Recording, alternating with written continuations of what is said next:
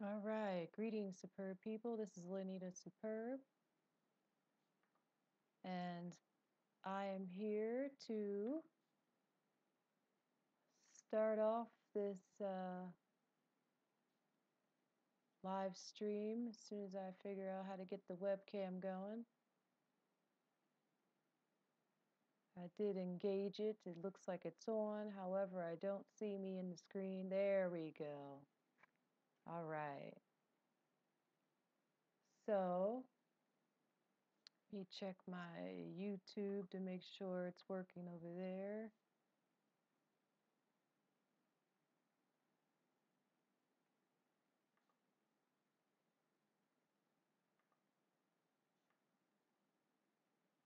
And what I'm going to do is got YouTube there, and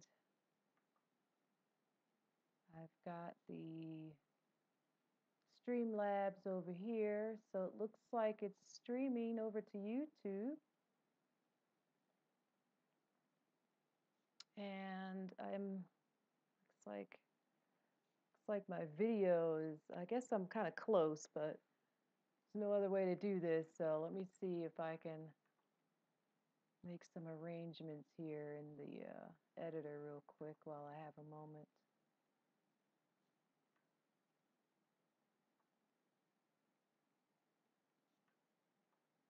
Webcam.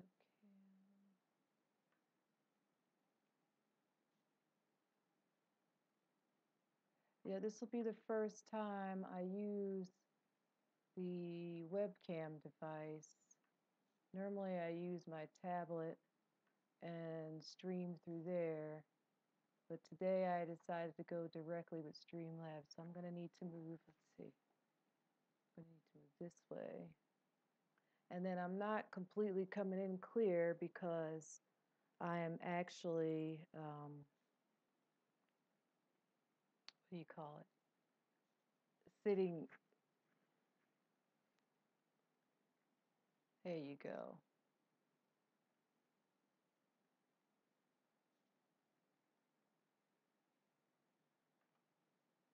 All right, that looks like that'll work for now. I'm going to work with that because that's what I have. Otherwise, I'd have to turn on the light and move the computer, and it could be quite a bit of, let's see here. Since I have a few moments before I need to contact the doctor.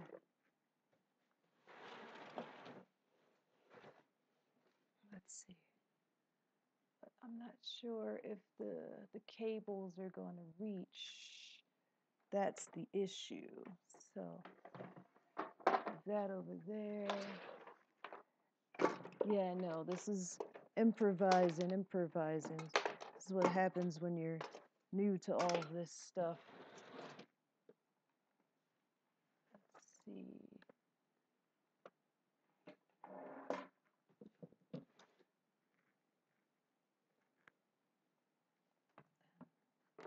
Hold on.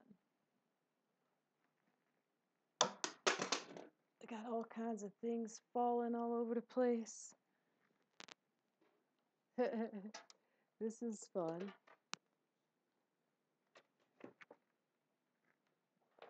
Yeah, I guess I could have hit pause and done all this without making all this noise, but I'll be able to go back and edit later, so I wanted to make sure I got this done in time. First time doing things, you don't really realize how long it takes to set up and everything, so that's what's going on. Okay. Let's see, where are we at? Guess I could just move back a little bit. We straddle the bed. And maybe, perhaps, that will be working. All right, I've got to get my other device ready here.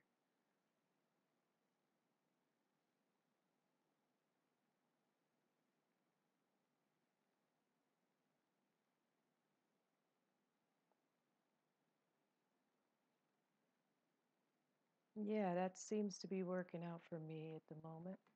And it looks like we have success.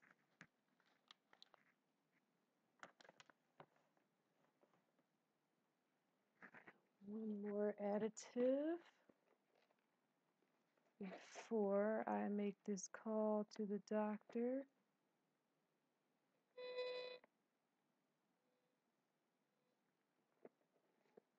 Let's see if this works.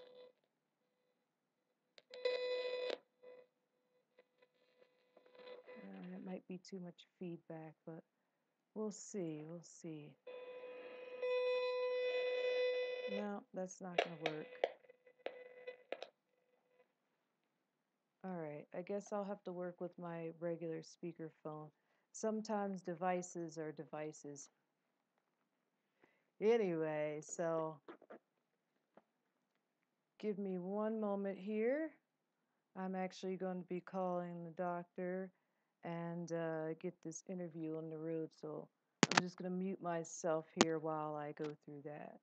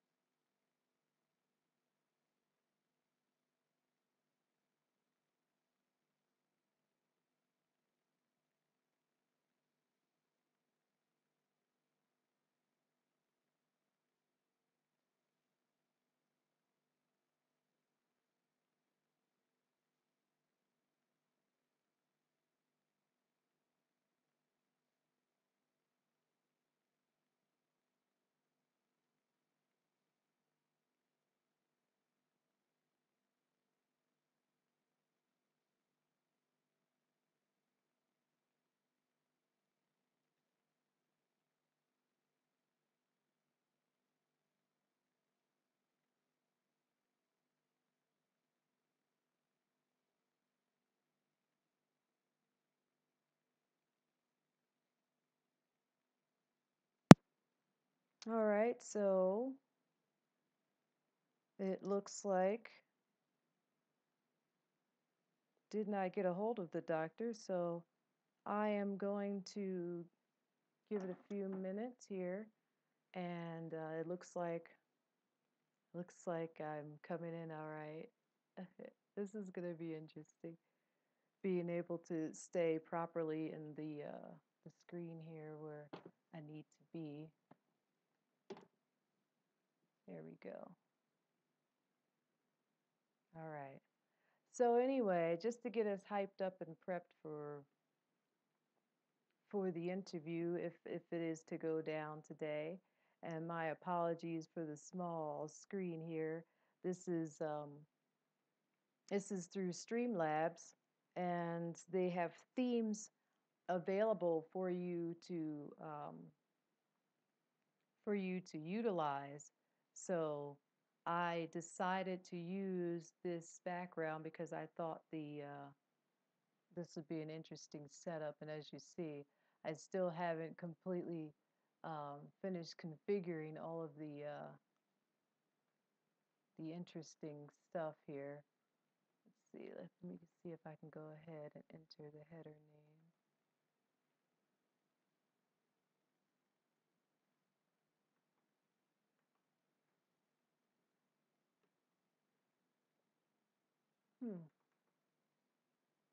How do you do that? This is fun. Ha ha ha! Figuring out how all this works. Yeah.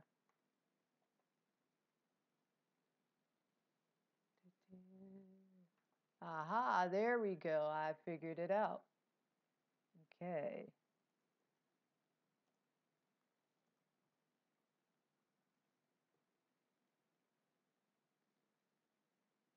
Yeah.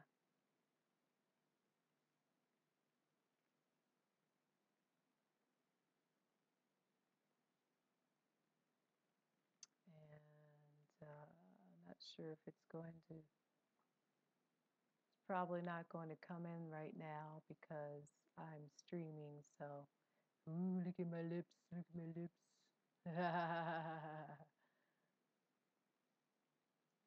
All right, let me go back to the live setup here and see if that goes through.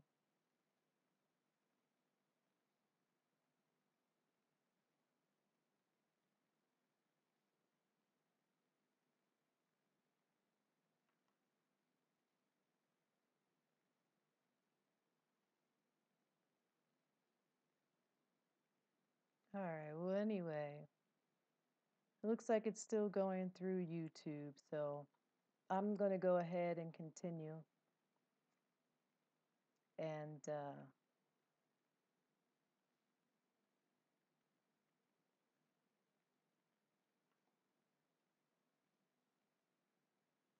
and go ahead with what it is that I'm doing. Got a few more minutes before 11.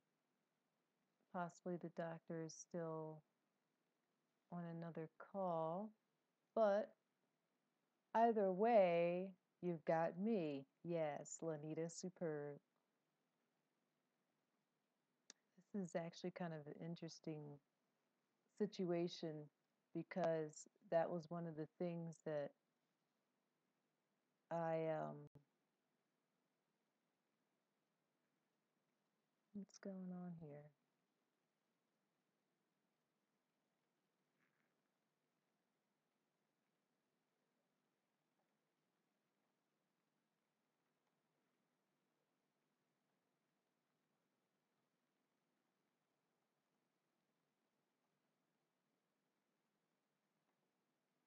Apparently I'm being prompted to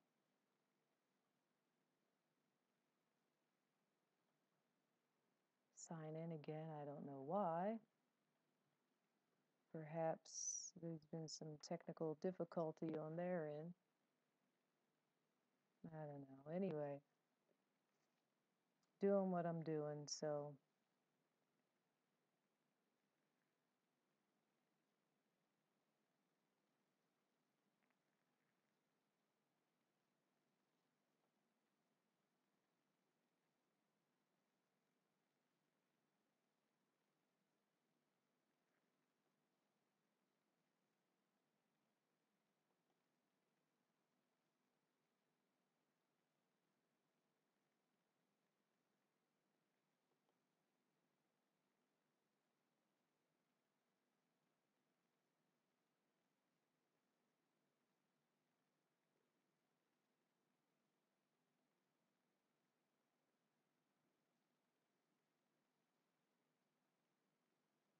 yeah, well, trial and error, right? The only way you're going to learn how to do something is to actually go through the steps and do it. Yes, that is the plan. So,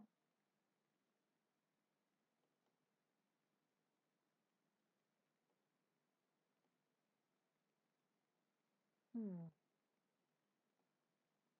All right, well,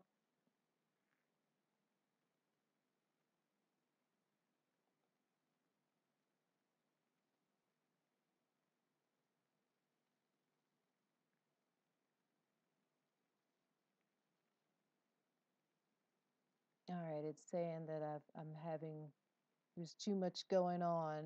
So, oh, I see what happened. All right, well, I went from one platform to the other, and now I'm going through. Okay, so let's go ahead. Let me close this one out.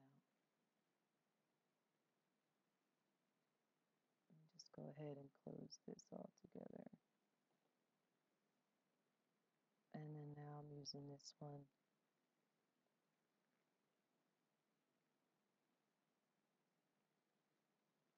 All right, it looks like I'm still going.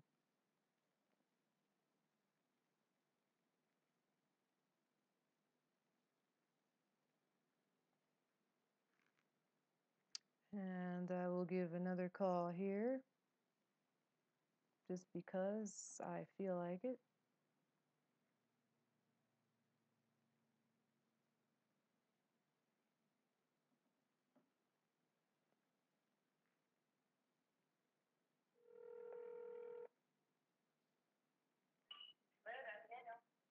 Greetings, Dr. Daniels. It's Lanita. Are you available?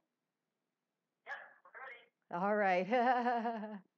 Yeah, I was having some technical difficulty with my YouTube, but it looks like I got it taken care of, so that'll work out well. All right, so when I should go to, or are we okay with VR? No, this is fine here. I plan to do it on speaker because since I'm not that technically inclined, I didn't want to have too much going on. So I figured I'd do the stream and have you on speaker and have it recorded that way.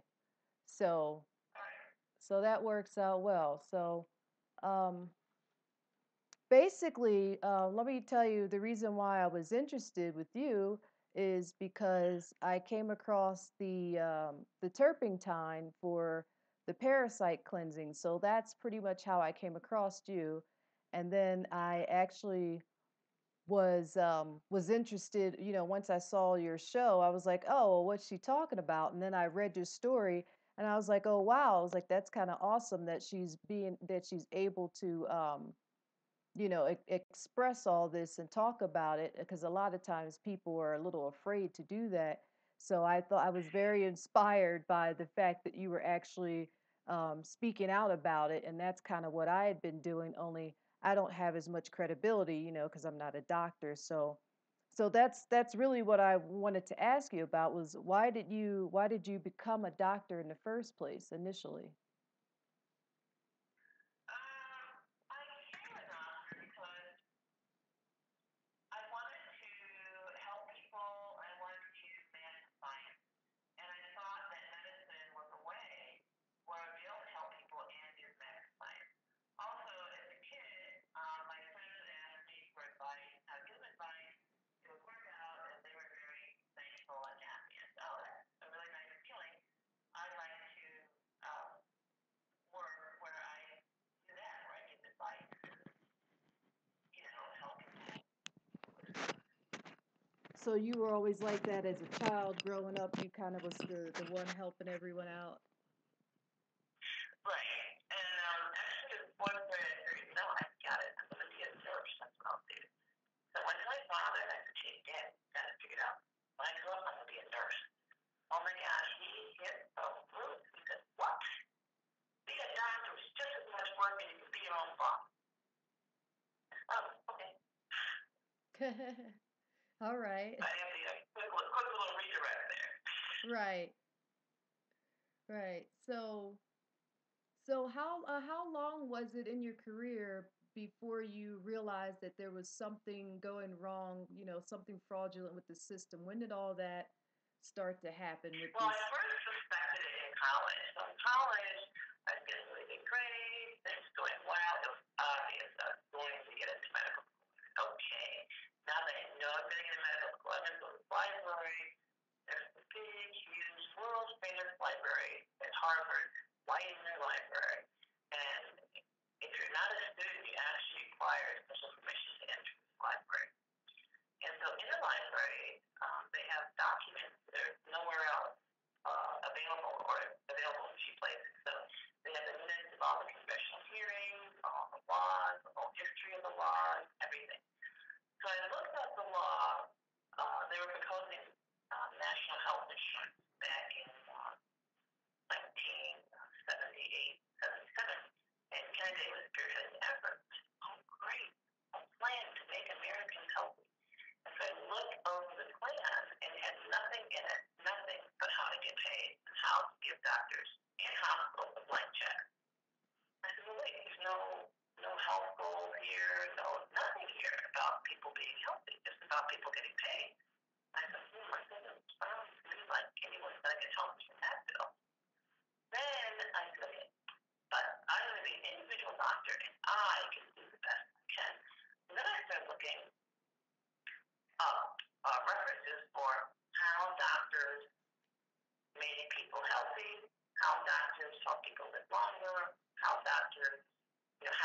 healthcare, health, right? Right. And this is a library where I searched all these different headings. This was pre-internet. And every book I found said healthcare and doctors do not extend life expectancy from one to the next. That might shorten it. And it went on to say that what really affects people's health is not doctors but medicine. This is why you library. Is clean water, clean air, and shelter from the elements. That's it.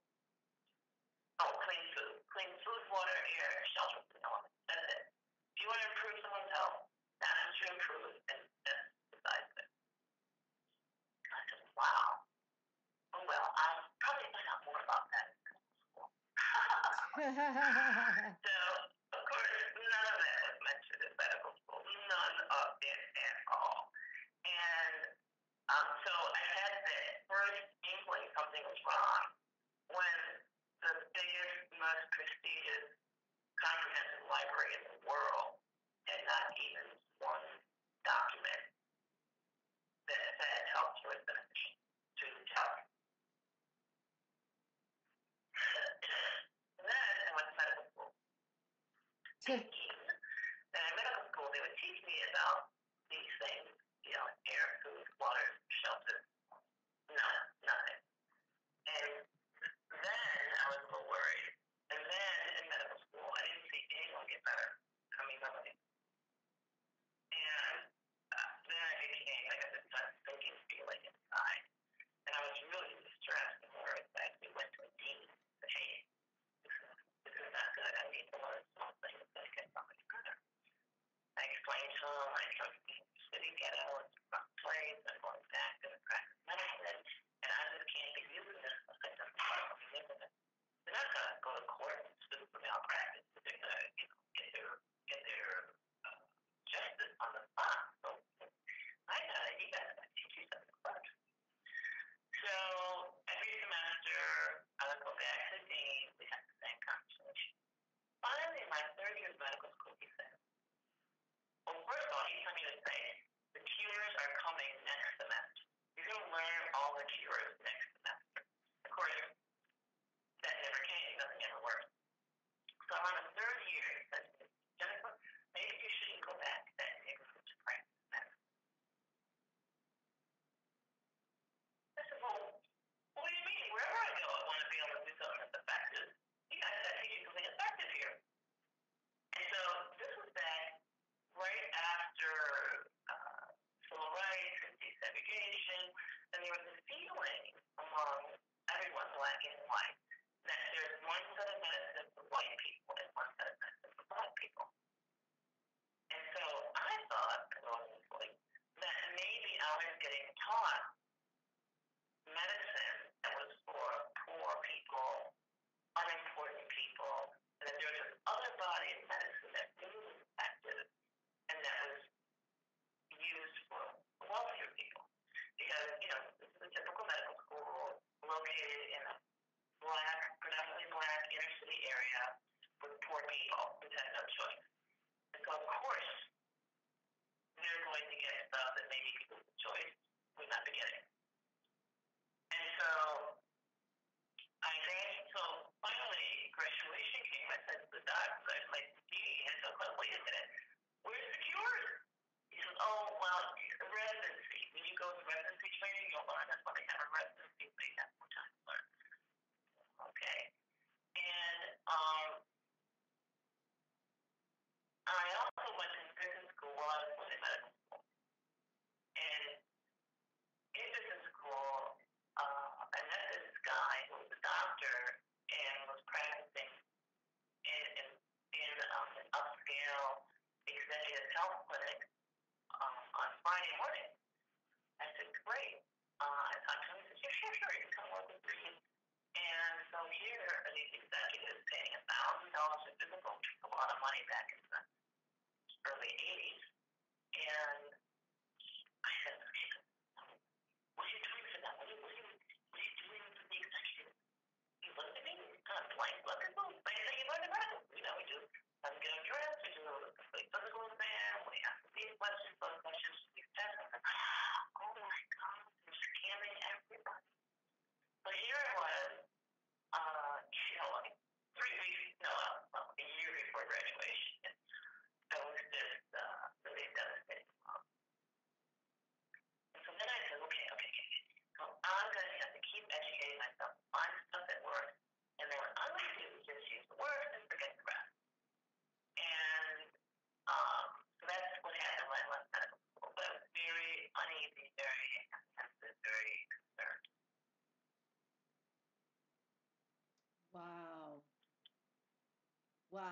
sounds like a whirlwind of everything. So, So then I had an obligation. Well, it was a residency, of course. So I go residency.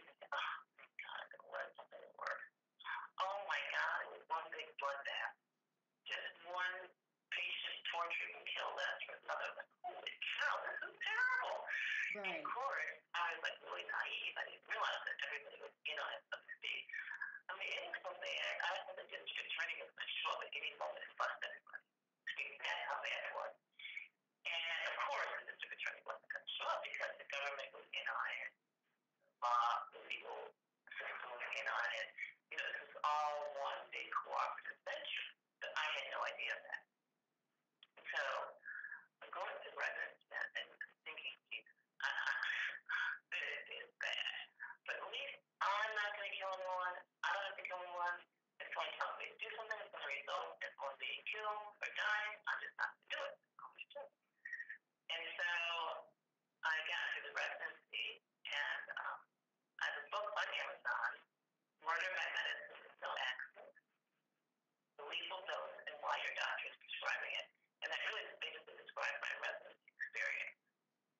And so then I left that experience and I went to work in the wilderness in Indian Health Clinic. I was a medical director and doctor. And so we were told in medical school that the stuff was not working because our patients were stupid, poor, and didn't do what we told them. All right. So I said, well, who knows? Might be a grain of truth in that. So here I was, medical director of a self-directed Indian tribe. What that meant was we could spend the money any way we wanted to and deliver care any way we wanted to. We had a pharmacy, literally the next room from me was the pharmacy. And he handed people their medication on the spot. There's no such thing as an unfilled medication. Everyone got the medicine. So lack of money is not a problem. Then we made sure the patient and his immediate relative had the instructions and understanding of what was to be done. And even then, we had a social worker / community nurse went out to the house to make sure it was done. Okay, so we removed all of the objections from medical school. No problem with ignorance, no problem with lack of getting the medication, and no problem with compliance. And people, it was terrible. People did not get better. Not at all. And that's when I realized, oops,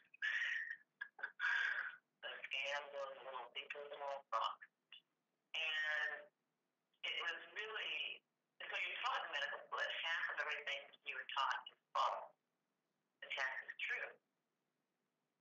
We don't know which half would teach the whole thing.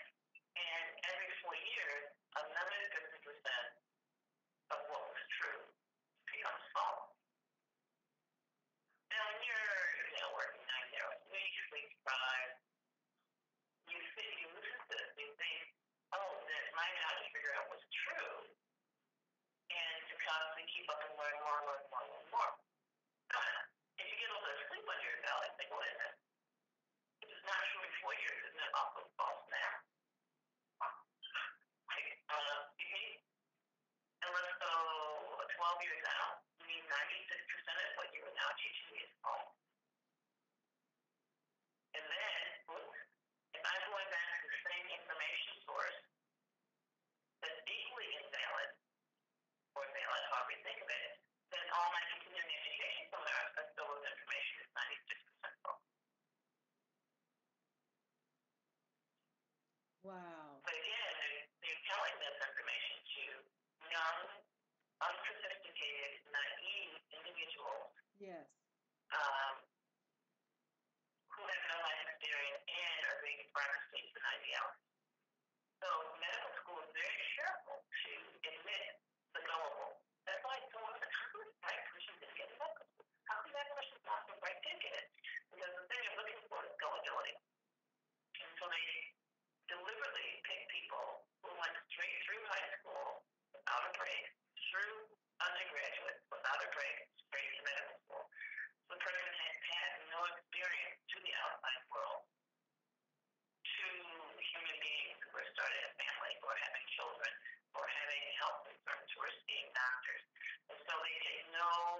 take no reality check. And going through medical school, that big HIPAA was every single area in medical school. I had independent knowledge. What they were telling me in medical school was false. So I had independent knowledge, and I had to check and say, okay, they told me this. Let me look at my life experience. Is that true? It was always a no. But since they take someone with almost zero life experience, and the number of points where I could connect with was very few, but every single point where I could connect, it was false. And I thought that this was racism. Because again, this is right there, everything was just drenched in race and racism, which really obscures the obvious, which is the stuff just plain false. And the obvious is, of course, you're killing and harming everybody. But, for example, they said that if a person drinks alcohol, 4 alcoholic drinks a day, if they're white, then obviously the person is an executive and has a high pressure job, and they just coping with the stress with 4 alcoholic drinks a day. If the person's black, then they're just, a bomb and alcoholic. Just go back. That's stupid. It was both. 4 drinks is 4 drinks. And whoever takes 4 alcoholic drinks or high ball a day is going to have health problems. So, any area where there was some kind of external confirmation, it was false. Like they talked about the black family. But so if you're getting into medical school and you're black, you're pretty much middle class. We already got mother and father who both working, something along those lines. Because there's a tremendous amount of support to get that. So they basically explained that the black family, the father is a pimp and he's absent, the mother's a prostitute, it's a difficult situation. I'm like, what? What are they talking about? But what I did not realize was the story they painted of the white family was equally fictitious, as was the other information we were talking about. There was nothing based on fact at all. And there were things where they said, well, we don't know about this. Like, what do you mean you don't know? Who's the one to take a look? And so there's some things that were so easily verifiable, yet they were presented in medical school beating it down. It's like, could we just line up 10 people and ask them? What's up with this? So medical school was fraught with evidence that nothing we were learning was true. And it was easily not true at the time it was being taught. So now what happens in medical school is they get people who are so deeply in debt that all they can think about is how am I going to pay this debt off, how am I going to pay this debt off. And we are reminded frequently in medical school that what we are doing is totally legal. The government and the legal system is behind us. If you do as you are told, you will not be found wrong, guilty of any wrongdoing, even if /when the patient dies. And they'll tell you, patients are always dying. Always going to be a death. Always going to be a death. To the standard of care. And I even a couple times got a blood rate my hand and said, well, wait a minute, isn't this standard of care thing making the patient worse? And they said, yes, it's making the patient worse. However, this is better than the disease the patient has. Of course, we're making it worse, but it's better than the disease the patient has. Like, what? Worse is worse. How can worse be better? So, again, when you had a sleep for 90 hours a week, you're not as sharp on your feet and going, okay, I don't think my family should.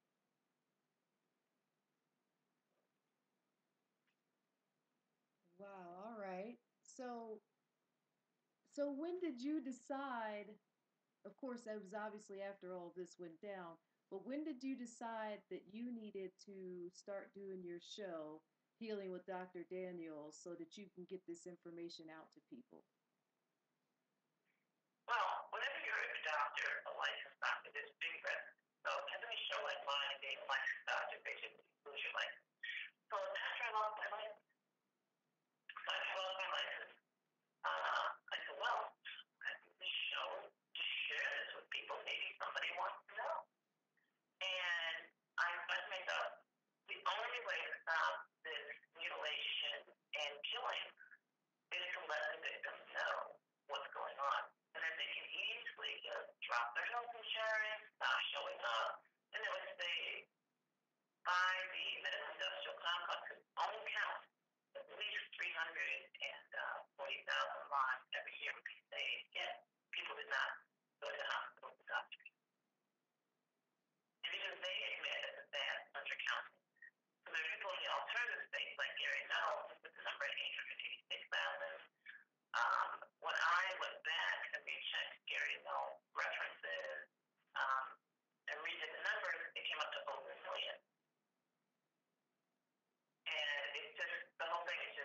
dropping, staggering. If you look at Medicare, the Medicare Inspector General has a report indicating that over 100,000 Medicare people die every year because of the Medicare issue. So if we generalize the whole Medicare payment system to the United States, the death toll would increase tremendously. Yeah, and that's one of the things that I actually have noticed, like with a lot of my family members and friends. They're all, of course, not even so much gullible, but they're ignorant about this. And then they're also scared to death to not go to a doctor when they do have an issue. They think that natural stuff is going to kill them, and it's completely the opposite. So I always have an issue when I, Well, since I tell people, okay, you don't believe in natural? I say that. Yeah. Do nothing. Do nothing. Do nothing. Nothing is better than what the medical system. They're always praising their doctor, and they gotta make it part of their schedule to make sure they take their pharmaceuticals on time every day. And I just look at them and shake my head, and then they wonder why they're so sick. I always tell them, like, hey, did you read the side effects about that drug? They'll say yeah, and then they'll take it anyway. And I'm like, well, duh, what do you mean? Those are side effects. Those are not side effects. Those are the effects. Right. Well, that's what I'm saying. They call them side effects, but the real effects are what you're reading in that package insert. Yeah, those drugs they're made to make you sicker. It's like, hello, can't you tell every time you take this you feel worse? Why would you keep taking something that makes you feel bad?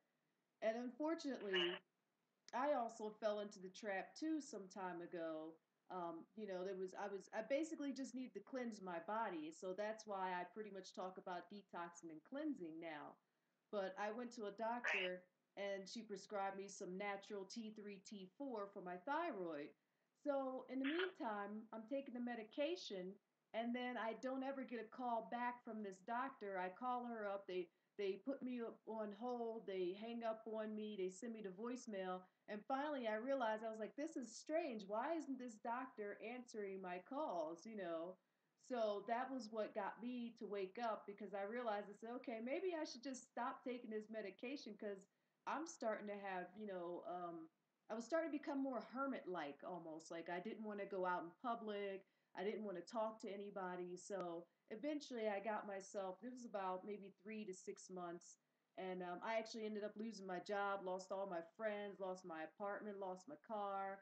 Pretty much everything went away. And I had to learn that way. But that was the only way I could learn about the system.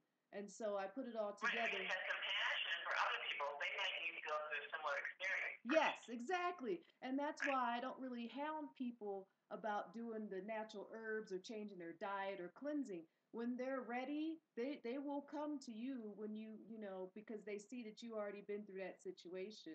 It's very interesting though. So do you actually like have any probably not, but any regrets about either going to medical school or learning about the system, or sharing things with people? Any regrets or anything like that? Well, there's even bigger trap that people fall into, which I fell into, and that's get your education first, have your kids later. And what that does is get you to sterilize yourself if you don't have a family at all, or you have a much smaller family. So I came from a big family of six kids, and we just had a great time. I always wanted to have between 6 and 10 children. But because I got my education first, I put off having my first child. I didn't have my first child as a teenager in my early 20s. I had my first child when I was 30. And I was infertile. I had to go through a lot of stuff. So the biggest regret is that I allowed my education to interfere with my real life, with having children and doing what I want to do. Right. So now, since you have your show hosting with Dr. Daniels, are you comfortable with being that person, that go-to person? Because I'm sure you get a lot of people coming to you asking questions. And I do listen to the show Right, yeah, sometimes. I feel totally comfortable because, I've lived the whole journey myself. Yes. All right. I've had 4 unnecessary surgeries. I've been every bit as much a victim as the people who come to me, and I understand, what they're going through. And they're not as sophisticated as I am. They can go through medical school. And having gone through medical school, I avoided a lot of the totally obvious stuff. But, things like vaccinating my kids, the vaccinating my kids, I didn't know any better. We were taught medical school to vaccinate the kids. We were taught medical school at breeding period when I was there that breastfeeding was dangerous. You should breastfeed. My kids were bottle fed. It was just terrible. Now I would tell any woman, don't vaccinate. For God's sake, don't even get prenatal care. Have the baby at home on your own. You'll get better outcomes. Maternal mortality in childbirth has increased 6-fold since women have been getting prenatal care. And so the death risk to the mother in the United States, black or white, is skyrocketing. And so this is why movie stars are having their babies overseas very quietly. Or having their babies at home. Home birth is as safe or safer for both mother and baby than the hospital. Yes, a midwife. No. No? That's another story. So what they've done in many states, they've licensed the midwife, which makes the midwife a doctor, a wolf in sheep's clothing. So the midwife has to do all these unnecessary tests, deprive the lady of all her blood when she needs it most, stick her hand up the lady's vagina unnecessarily during the pregnancy and cause infection in the 3rd trimester, on and on and on. It's just one big complication-making thing that harms the mother and the baby. So you're suggesting to just have the baby at home with yourself and your partner. Just like a bowel movement. Yes. All right. Yeah, because I come across a lot of young women, of course, and their first thing is, oh, I got to go see my baby doctor, and all this other stuff. So, and of course, I look at them. It's simply ritual rape. It's ritual rape.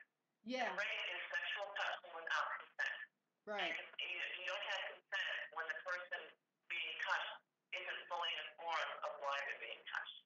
Right. If you are pregnant, the only reason you're being touched is so the government can have control over you and your baby. Yes. And so that you can be kept poor. The average uncomplicated birth in the United States is $16,000. Wow. And you slap that on your average couple starting out life in their 20s, it's $16,000 per kid, a family of 5. Holy cow. You're in debt. You'll never get out of it. Yeah, this is great information. You're telling me some other things, of course, that I was not fully aware of, and that was one of the reasons why I wanted to have an interview with you so you can clarify a couple of things that I had been wondering about as well. So, but I don't want to hold you and keep you up too long. Just give us some information about your show and when the show is on and your website so people can find you. The show is Healing with Dr. Daniels, Dr. Daniels, and that's the Facebook page. And then on Sunday, from 10 a.m. to noon Central Time, I have a report, it's free, no charge, about how to heal using turpentine. And you can get that at vitalitycapsules.com. And people can make appointments with me at drjenniferdaniels.com. Awesome. Great. And I will do my best to keep your information up so that people can locate you through my site as well.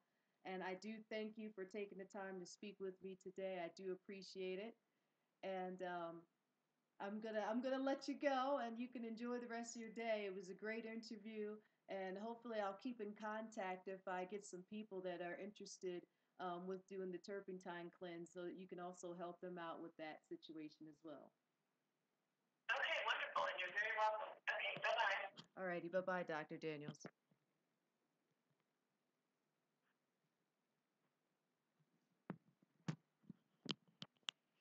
All right, so that was Dr. Daniels, Dr. Jennifer Daniels, and I hope that came through pretty clear. Otherwise, I did record it on my end as well. So if the live feed was giving us a little issue, a little bit of an issue with the the transmission here, then I will also be able to post it on a blog later, and we can hear that information that Dr. Daniels just shared with us.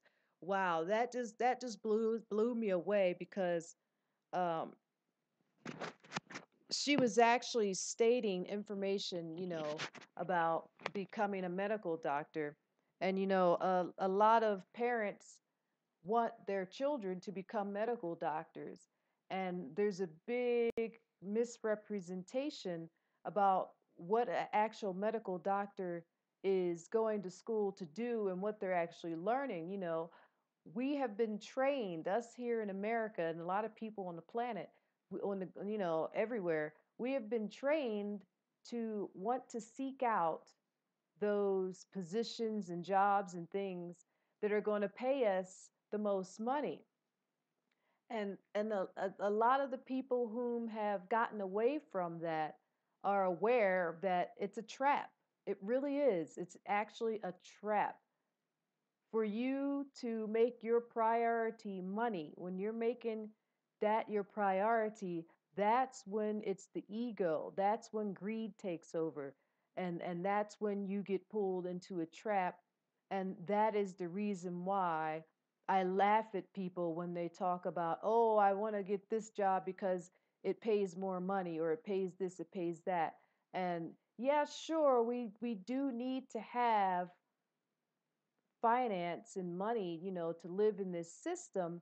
However, it doesn't mean that you have to sacrifice your entire life and sell yourself to the system just because they're offering you a certain amount. And then, when you get into it, they don't tell you about all the stipulations and the things that you're going to be doing.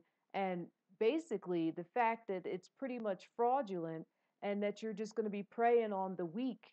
When you get into it, it looks like a good deal, and that's why they're offering a lot of money, because that's the only way to get people to do fraudulent things, is to give them a whole bunch of money. If you were doing this with your integrity and honesty and truth, you wouldn't need to be bribed with large amounts of money. For instance, like what I'm doing, I do what I do because I enjoy doing it, and I want to share this with people. I go through these experiences with cleansing the body and staying healthy, working out in the garden, growing my own food, going to the farmers market, doing that type of thing. I have a very compared to the jobs that I used to have, and the jobs that I used to have were not because they were paying a lot of money. I did things in the past because I enjoyed doing them. And that was always a big thing, because lots of times I would start a job and I'd be doing it for a while. And then I'd be like, nah, I don't like this job, and just quit. And everybody would be like, why'd you just quit that job? I thought they were paying well. I don't care that they were paying well. I cared that I was happy doing what I was doing, that I was comfortable doing what I was doing. So some people know that one of my very first job, legal job on paper where I had to sign documents and do the whole W-2 thing, was actually in a candy store. And that came to an end shortly thereafter because my system couldn't handle the increase of sugar consumption. Now, before I got the job, I was already selling candy because that was something that we did in high school to raise money for trips and things like that. We sold candy. And so I had already gotten used to doing that, but then I started working at the candy store, and then I was actually around candy almost, double the amount than what I was before. So when I started ingesting more of this sugar, unbeknownst to me at the time, I was actually compromising my immune system even more. And that's how I ended up um, losing the first, was it the first about 3 months of my senior year in high school, because I was out of school sick because my immune system pretty much just shut down and I was not able to deal with it. So it didn't occur to me back then that it was the sugar. However, I did ponder about it at some point, about what was actually going on with that. And then, of course, the same thing happened to me again when I was in college. About 3 years later, I was actually working a job. I was going out partying. I was drinking, partying, that type of deal. And I was still going to class and I lived off campus. And all of those things together, just pretty much my immune system just shut down again. And then it didn't occur to me then that, hey, maybe it was my lifestyle that caused the problem.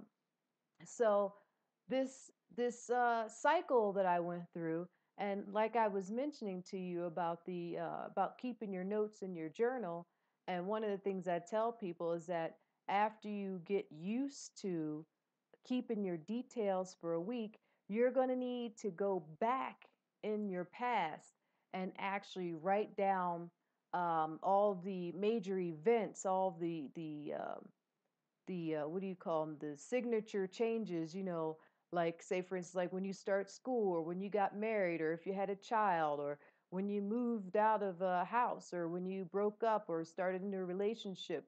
You're going to want to write all that information down, and then you will actually see a pattern in your life that you have a cycle of things that you do, and it's you've been repeating for years, and sometimes it takes years for you to notice this.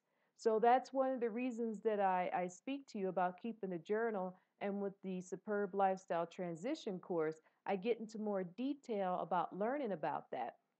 So when I finally came to and actually did this exercise for myself and realized that, hey, every I think it was every 9 years or every 7 years or something, I noticed that I completely did the same thing over again. I started a new job, I moved, I broke up or whatever the case may be, whatever it was in my cycle, I noticed that it was happening. And I was like, wow, it's like that's interesting, of course, and then there was an illness in there. And this whole cycle started over again every time I had a major illness or sickness. Whenever I was either in a car accident or when I was, like I said, when I was sick from school or whatever, same thing happened. And that's because what I had been taught was playing in my head. And it was basically, okay, now I got to start over. I got to go get a job. And then when I get a job, I got to save some money, put it in the bank. And then I'm going to need to get my own vehicle. And then I need to get an apartment. And then I need to move up in this position. And that was the cycle that was playing in my head. And then that was actually the actions that I took in life. And it took me, I think I was, 35 when I finally realized that this was occurring to me. And it was crazy because I couldn't believe it, and there was no one else to verify or justify or confirm this but me. So if I had not done this exercise, I probably would still be stuck in that cycle of doing the same old thing. So what the doctor was speaking of is she was saying that as a medical doctor, they prey on the weak and the gullible and the ignorant. So this is also one of my values is knowledge, is to gain knowledge about everything. Things that you don't know about, things that you don't even want to know about. Why? Because it obviously affects you. And then it also may open up your eyes to a whole nother perspective.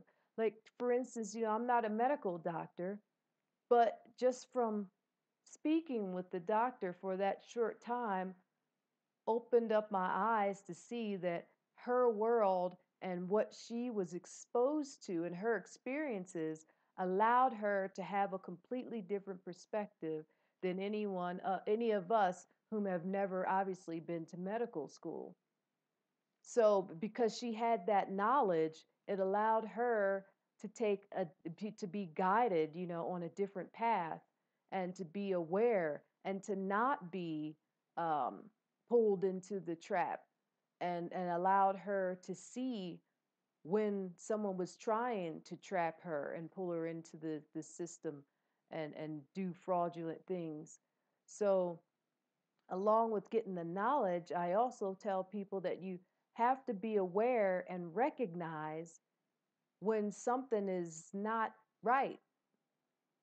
And it's kind of, not that it's hard, but the more knowledge and education you have, the easier it is for you to tell when someone's trying to, as they say, someone's trying to pull your leg or trying to pull a fast one or trying to commit fraud, or is just preying on you because they think that you're stupid.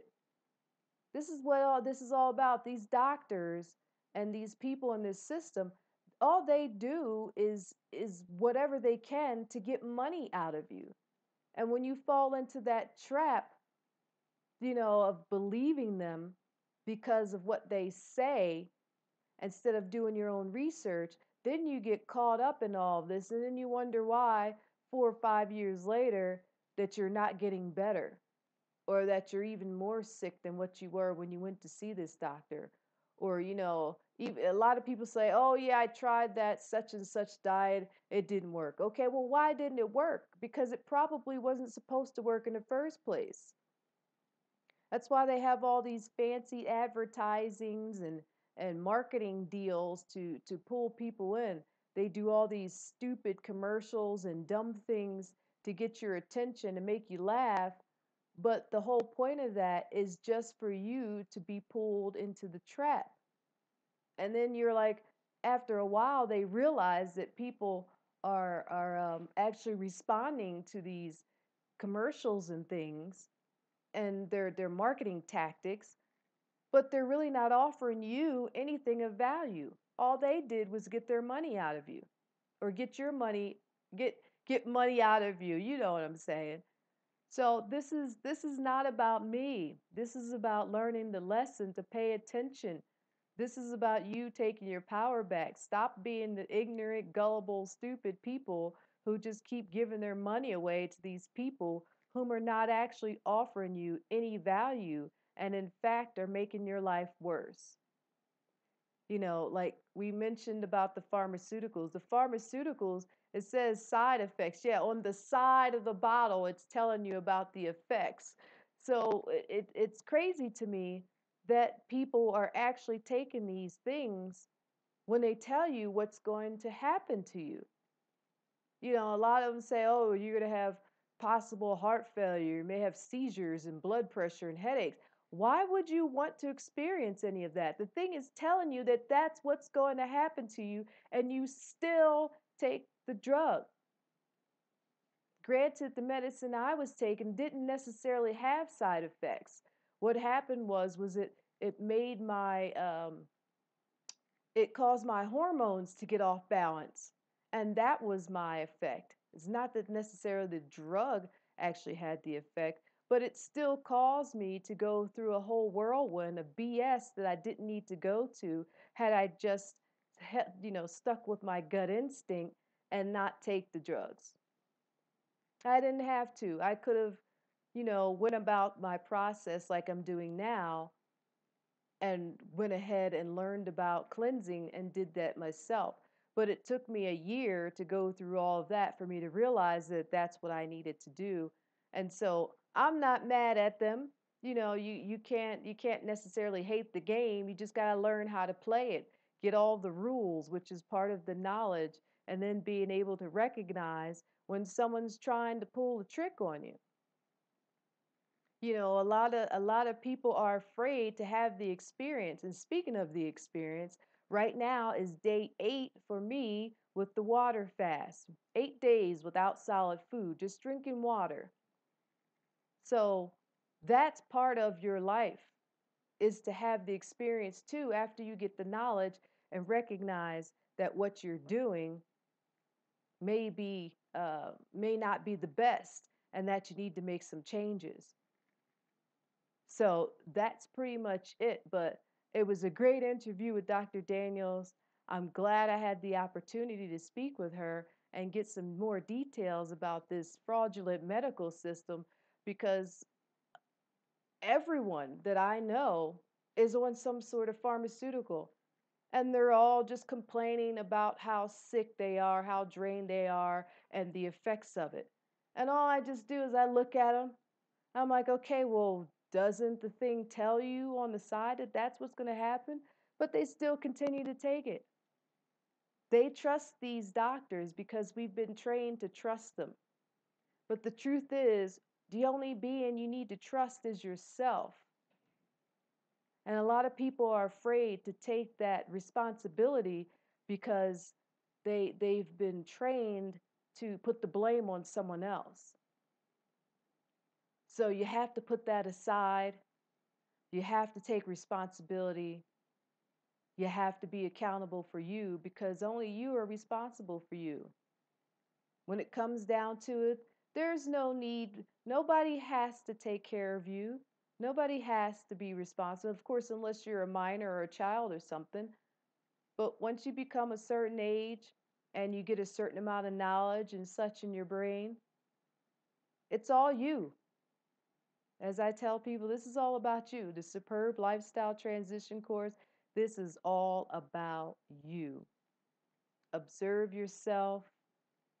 Wake up, people. You are with you 24 hours a day, 7 days a week. No one knows you better than you. So let's get ourselves together. Get yourself a notebook. I offer the Now notebook. As I always say, I offer the Now notebook for people to utilize, and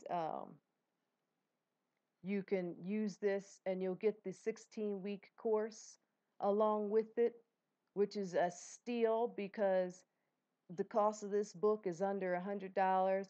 And for you to be able to get all the information and knowledge that I'll be sharing with you in the course for 16 weeks, and yes, that's 4 months, you can completely change your entire lifestyle with the assistance and the information that I offer. You can completely change if you're committed, but you have to take responsibility for yourself. And that's what I offer you. That's what I teach you. That's what I share with you. And it's not me telling you what to do, as you'll find out the first 2 weeks or the first week. This is about you making your changes for you. You want to do the transition? You tired of being sick and tired of being sick and tired? And also tired of being broke? Tired of getting up to that alarm every day? Tired of your children being hungry because you don't have enough money to put the food on the plate? You tired of paying all these medical costs and doctor bills? You tired of the collections agencies calling you every day? Are you tired of not having enough money to put in gas in your vehicle? If you're just tired of all that BS, you may want to do a transition. And I call it a superb lifestyle transition because once you see what you are capable of and what you are able to do, you will become superb. I tell you that now. So much appreciation to all of the superb people whom have watched this video. I thank you for taking the time, and I thank Dr. Daniels for spending some time with me to share with us some information and answer a few questions. And look forward to you tuning in to my other videos. The website to find me is SupHerbLendz.com. That's SupHerbLendz.com. And also you can get Need A SupHerb merchandise at StreamLabs.com/LanitaSuperb. That's StreamLabs.com/LANEEDASupHerb. And the information is, of course, on the website and as well below most of my YouTube videos. You can click there and also subscribe to stay in contact and follow. And you will be able to keep up with the rest of this 14-day fast. As I said, I'm on day 8. So as the days go, you will see the transition. And it is becoming interesting to handle this process that I have voluntarily chosen to do on my own. So with that, I'm going to end and conclude. Much appreciation. This is Need A SupHerb. As I say, a rose in perfection shines bright. And thank you for tuning in.